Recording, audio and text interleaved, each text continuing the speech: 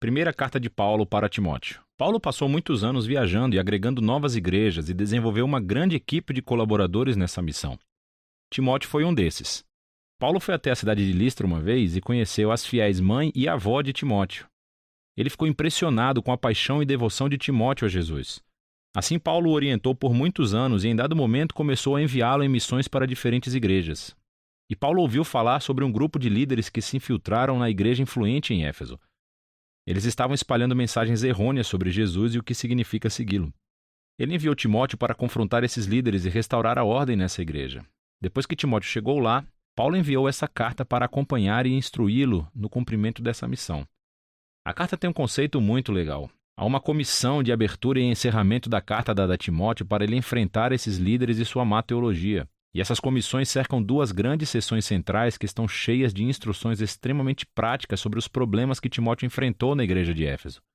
E, finalmente, todas essas seções são interligadas ou finalizadas por uma série de 3 poemas, onde cada um exalta Jesus ressuscitado como o Rei do mundo. Vamos nos aprofundar para ver como funciona. Paulo começa lembrando como ele enviou Timóteo a Éfeso para confrontar esses líderes que estavam espalhando seus ensinos estranhos. E ele descreve como esses caras são obcecados com a especulação da Torá, especificamente das primeiras histórias e genealogias do livro de Gênesis. E como veremos, eles desenvolveram todo tipo de ensinos estranhos sobre comida, casamento e sexo que não eram consistentes com os ensinamentos de Jesus ou dos apóstolos. Ele até nomeia alguma dessas pessoas, como Alexandre e Himeneu, e descreve como o ensino deles dividiu a igreja e gerou controvérsia. E Paulo diz que esse é realmente o primeiro sinal claro de que o seu ensino é distorcido. Quando o ensino cristão genuíno é seguido, é fiel ao caminho de Jesus e resulta em amor e fé genuína. Ele diz que, de qualquer maneira, o propósito da Torá não é alimentar a especulação. Pelo contrário, o seu propósito é expor a verdade sobre a condição humana, como aconteceu com Paulo.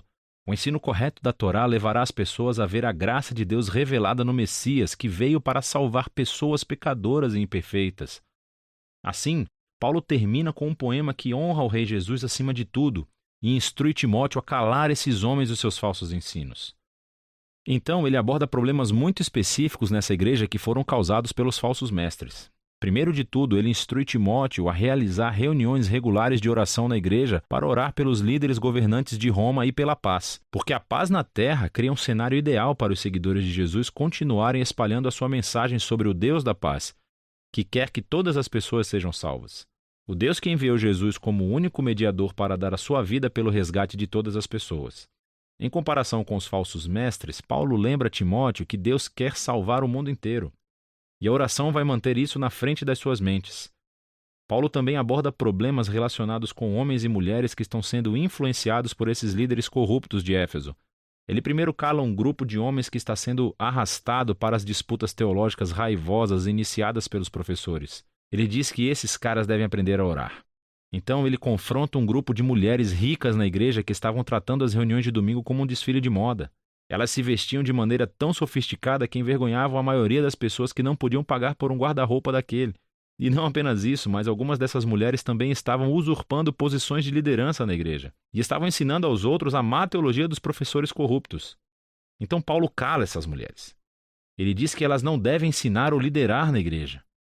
Então ele prossegue para explorar a história de Adão e Eva e a serpente de Gênesis capítulo 3. Agora, essa é uma daquelas partes da carta de Paulo onde, como Pedro disse, é meio difícil de entender o que ele quer dizer. Existem muitas opiniões diferentes sobre o que Paulo quis dizer aqui. Alguns acham que Paulo está proibindo as mulheres de ensinar ou liderar homens em qualquer igreja, e que seus comentários sobre Adão e Eva se referem a como Deus ordenou que somente os homens sejam líderes na igreja. Há outros que pensam que Paulo está proibindo as mulheres de terem autoridade de liderança sobre os homens de uma igreja. Mas que, uma vez educadas, as mulheres devem e podem ensinar como líderes em uma igreja sob a liderança masculina. E há ainda outros que pensam que Paulo está proibindo as mulheres somente em Éfeso, e que os seus comentários sobre Adão e Eva são uma comparação de como essas mulheres foram enganadas pelos falsos professores. Qualquer que seja a sua opinião, para Paulo, está claro que essas mulheres efésias precisam estar sob a liderança de Timóteo e obter uma educação teológica adequada. E o objetivo é ajudá-las a crescer para que um dia possam se tornar as ministras de destaque que Paulo menciona em outras cartas, como Febe, Júnias ou Priscila. Paulo continua abordando essa crise na liderança. E ele chama Timóteo para nomear uma equipe pequena e saudável de maridos e pais que irão agir como anciãos ou administradores para a igreja. Esses devem ser homens de caráter e integridade excepcionais e trabalharão ao lado de uma equipe de diáconos. É uma palavra grega que significa servo. Esses são homens e mulheres que realmente lideram os ministérios da igreja e devem ter o mesmo tipo de caráter que os anciãos. Juntos, essas pessoas devem ser conhecidas pelos relacionamentos saudáveis que têm com suas famílias, porque isso demonstrará a sua capacidade de liderar na igreja, que é a família de Deus. E a maneira que eles vivem em comunidade deve ser consistente com a história de Jesus. O que é explorado no poema de encerramento sobre a sua encarnação, a sua morte, a sua ressurreição, a sua exaltação como rei e, em seguida, a propagação de sua nova família em todo o mundo. O segundo grupo de instruções de Paulo para Timóteo é novamente muito específico para os problemas causados por esses maus líderes. Primeiro, ele corrige a sua teologia ruim. Eles têm dito às pessoas para pararem de comer certos tipos de alimento, muito provavelmente carne, e pararem de se casar, o que Paulo acha ridículo. Então ele vai a Gênesis 1 e lembra a Timóteo que toda a criação de Deus é muito boa, incluindo a comida e o casamento. Tudo deve ser recebido com gratidão por aqueles que conhecem e agradecem ao Criador. Paulo então passa a abordar problemas sobre o cuidado da igreja com as viúvas. O que estava acontecendo é que esse ministério muito importante estava sendo usurpado pelas viúvas mais jovens e ricas, provavelmente as mesmas mulheres problemáticas do capítulo 2.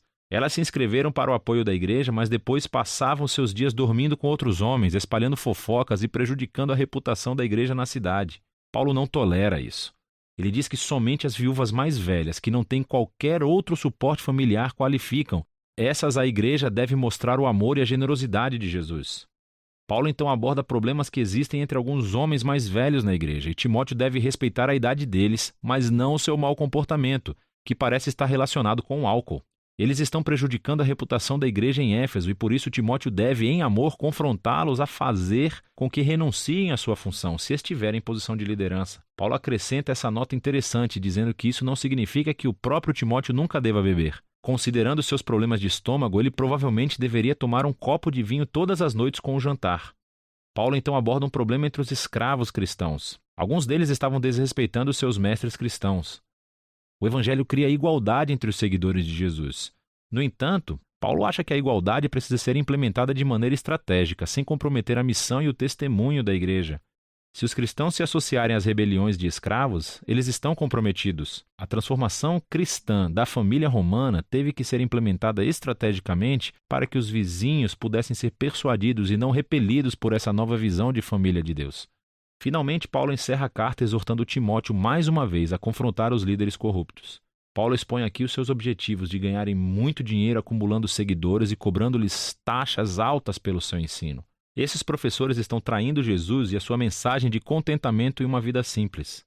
Assim, Paulo instrui os ricos cristãos de Éfeso a se tornarem ricos em boas obras e generosidade, para serem pessoas que submetem todos os seus recursos ao Rei Jesus.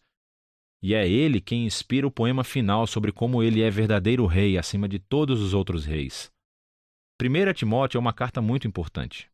Ela nos ajuda a ter uma visão holística da natureza e missão da igreja. Então, aquilo em que uma comunidade de Jesus acredita irá influenciar diretamente como essa comunidade vive e se comporta em sua cidade. Assim, a sua teologia, as crenças, devem ser constantemente criticadas e formadas pela Escritura e pelas boas novas de Jesus. E a maneira como a igreja é vista pelo público é algo também muito importante para Paulo. Todos os cristãos devem ser conhecidos como pessoas cheias de integridade, conhecidas por boas obras, conhecidas por servir os pobres e os mais vulneráveis, e tudo isso por devoção ao Rei Jesus que foi ressuscitado. É disso que se trata 1 Timóteo.